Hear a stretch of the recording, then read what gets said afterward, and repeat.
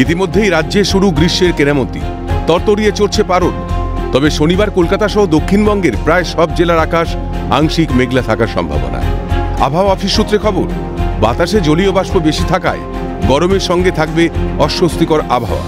তবে কিছু জায়গায় বিকেল অথবা সন্ধ্যের দিকে বৃষ্টি অথবা বজ্রবিদ্যুৎ সহ হালকা বৃষ্টির সম্ভাবনা রয়েছে।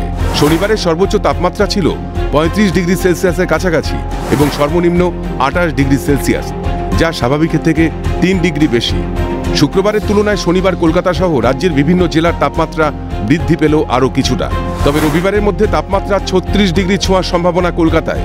শুধু তাই না, আরও বাড়বে কলকাতার তাপমাত্রা। বাঁকুড়া, পুরুলিয়াতে ৪০ ডিগ্রি ছুঁতে পারে তাপমাত্রার পারদ। তবে হাওয়া অফিস সূত্রে খবর, রবিবার কলকাতা সহ দক্ষিণবঙ্গের প্রায় সব জেলাতেই বজ্রবিদ্যুৎ সহ বৃষ্টি হতে পারে।